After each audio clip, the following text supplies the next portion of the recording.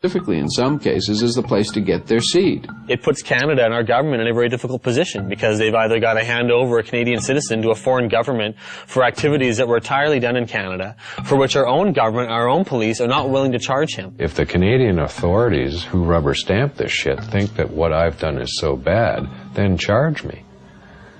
I should be tried by a jury of my peers. I'm not about to be tried by my peers at all. I'm about to be tried by foreigners. At 420, a time synonymous with smoking marijuana, everyone lit up. And for those who didn't have marijuana to light up, again the police were close by, and again they didn't seem to care. One officer mentioned she was bothered by the smell of the smoke. It was kind of confusing. How could we be sending Mark Emery to prison for life in the United States if even our own police aren't finding it worth their while to bust people smoking it right in front of them? That's not the only thing that's confusing.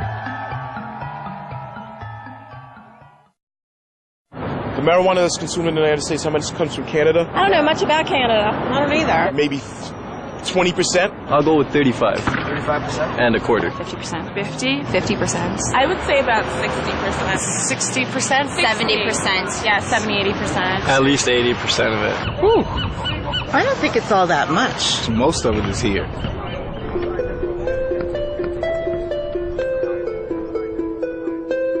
We're getting the drug czar saying, oh, you know, BC Bud. This was when some of the people in Canada were trying to get marijuana legalized. John Walters went up there and said, what you're talking about is passing a law that will allow you to export poison to my country. When we talk about poison, exporting poison, what do we export to Canada? Cigarettes. 430,000 people die in the United States every year from ingesting cigarettes. 5 million around the world. So who's exporting the poison here? Of the 6 million people who could benefit from treatment and need it in the United States today, 60% are dependent on marijuana. You know, they invited me. I'm sorry. I wasn't sure who invited him and why he came here yet again. He's been here before. He needs to shake his head. So how about him shutting down the cocaine that's coming across the border? How about him shutting down the guns? Sometimes you feel like you've stepped into Alice in Wonderland. You've gone through the looking glass. In fact, more Colombians die from U.S. tobacco than Americans die from Colombian coca products. So what's the drug war really about? Because if you don't want American tobacco in your country, America will go to war in a trade sense with your country. You have Canada engaged in cannabis policy reform and taxing and regulating cannabis, and all the scare stories haven't come true. You have an awfully hard time sustaining your own domestic policies. What do you think would happen between Canada and the U.S. if Canada were to legalize marijuana? There's been rumors that, you know, they're like, we'll shut down the border. I don't think so. I've heard that too, but then my question is, would you want L.A., you know, in the dark and thirsty? If you do that, then we're not going to ship oil, we're not going to ship water, we're not going to ship electricity. It's not going to happen. We're too important to each other. The softwood lumber people going to stop doing business? Are the fishing guys going to stop doing business? Are the people who manufacture stuff back and forth across the border going to stop doing business because pot's legal here? Business interests aren't going to sit still for losing millions of dollars a day because of border wait times simply because Canada takes a different domestic social policy on cannabis. Yes, business interests. Sometimes they just seem to pop up. And every so often in the most unlikely of places. We have seen an explosion in prison construction that lags only slightly behind the explosion in incarceration. There are more people in jail in America now than ever before. In the United States, it's one of the fastest growing industries. Some major investment companies at one time described private prisons as one of the best investments you could make. So you can make more money building prisons than any other type of investment. They're extraordinarily expensive to build.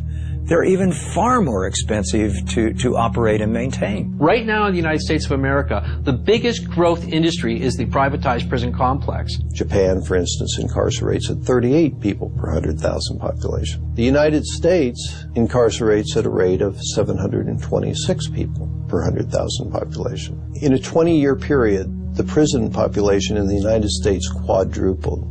We have just shy of 5% of the world's population and almost 25% of its prisoners. Even South Africa, at its worst, didn't have as many prisoners per capita as America has now. Texas just built 77 prisons in about the last 20 years. We find state treasuries on the verge of bankruptcy as a result of prison construction.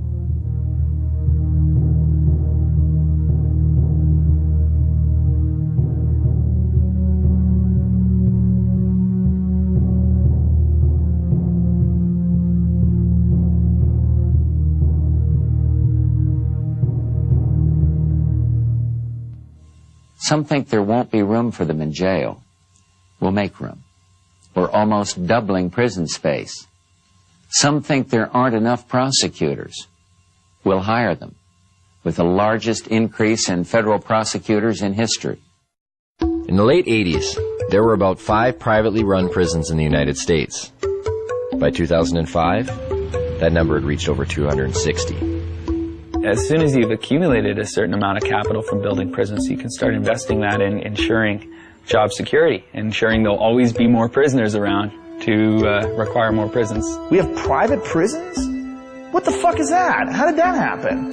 How can you profit over people going to jail? That's scary. That's a bad, bad sign. Our society is in deep, deep, deep trouble if nobody's looking into that. Correctional guard unions have become powerful lobbying groups, pushing for longer sentences on less serious crimes. California's has become one of the most powerful in the state. The California Department of Corrections budget rose from $923 million in 1985 to $5.7 billion in 2004. Between 1977 and 1999, overall local and state spending on corrections across the country grew 946%, almost 2.5 times the rate in which spending on education increased. And prisons aren't the only thing money is being spent on. There are millions of drug tests per year. There's money to be made on that. It's huge. It started off with people saying, we really need to test people in dangerous occupations. Things like police officers should be tested, pilots in airplanes. Then somebody said, well, our athletes, we should probably test them for drugs too. Then somebody came along and said, well, it's not just the professional athletes. How about the athletes in colleges and high schools? They need to be tested too. And then they thought a little harder and they said, well, suppose we just test everybody that goes out for an extracurricular activity. That should be constitutional because they don't have to do that, you know. So now if you want to join the chess club at school or the French club, you got to pee in a bottle.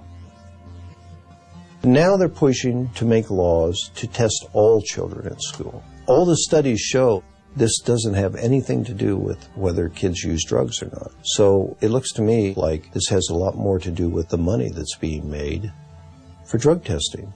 Can you imagine how much money will be involved if we can randomly test every child in school? A lot of these places that have been urine testing have refused to continue to do it because the only thing that these urine tests are finding is marijuana.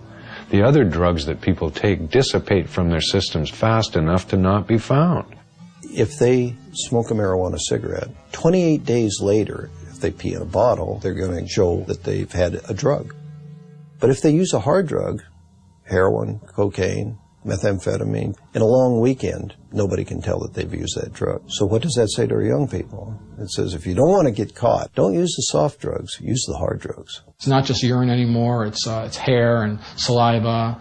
They'll do blood testing. There's industry there. This is money. They're not doing it for free.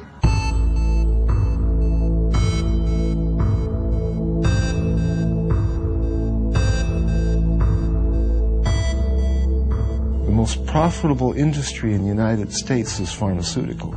Dollars involved is just staggering. Could it really be? Has medicine really become that profitable? The fact is it has. In 2005, U.S. prescription drug sales rose 5.4% to $251 billion, and global pharmaceutical sales rose 7% to $602 billion. Now, why would pharmaceuticals be threatened by a plant? The answer may be as simple as one word: natural. Because a significant amount of research to date has confirmed or suggested that marijuana in its natural state is still the most effective form. Can you imagine a world where you or I wouldn't have to pay for certain medicines?